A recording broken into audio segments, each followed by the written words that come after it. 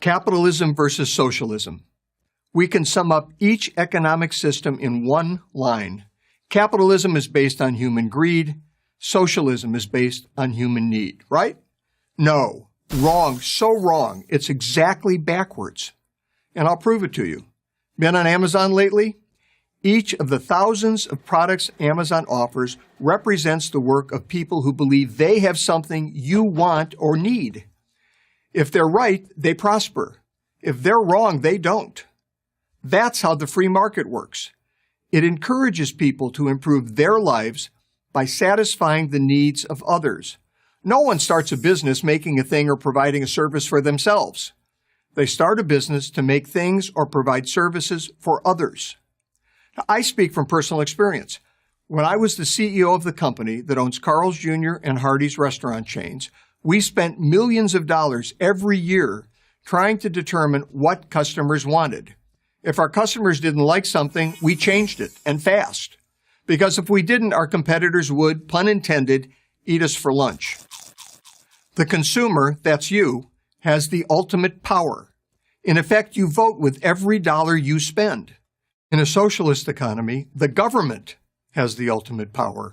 It decides what you get from a limited supply it decides should exist.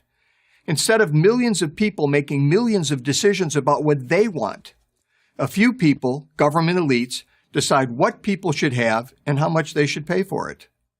Not surprisingly, they always get it wrong.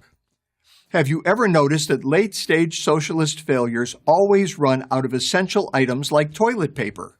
Of course, this isn't a problem for those who have the right connections with the right people.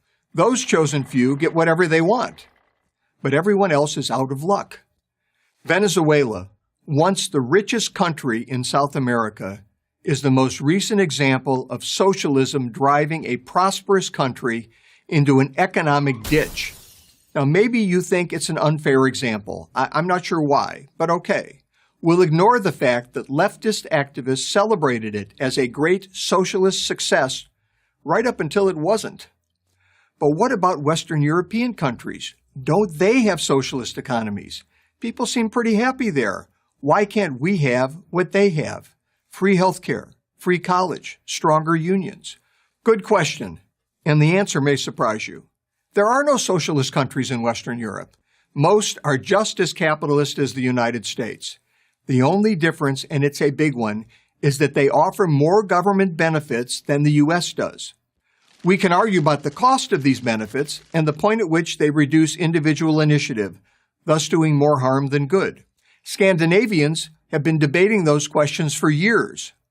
But only a free market capitalist economy can produce the wealth necessary to sustain all of the supposedly free stuff Europeans enjoy.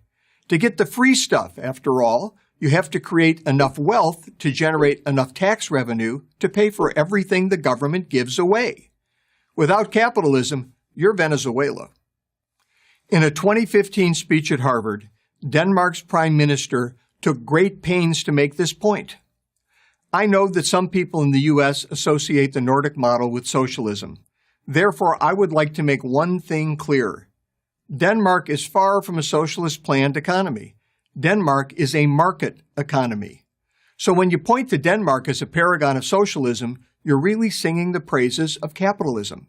The more capitalism, the less socialism you need. Look at America since 2017. A policy of lower taxes and less government regulation, that's more capitalism, has led to a robust economic expansion, something thought impossible just a few years earlier. Unemployment, notably among minority groups typically most at risk for poverty, is at a generational low.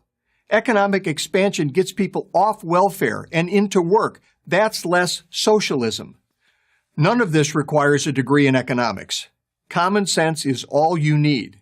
That's why it's so frustrating to see young people praising socialism and criticizing capitalism. It's bad enough that they're working against their own interests, better job prospects, better wages, personal freedom. But they're also working against the interest of the less fortunate.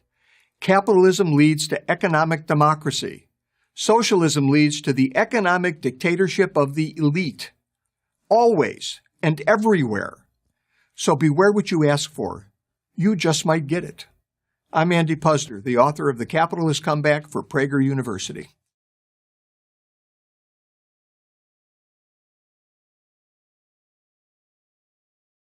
Thank you for watching this video. To help keep PragerU videos free, please consider making a tax-deductible donation.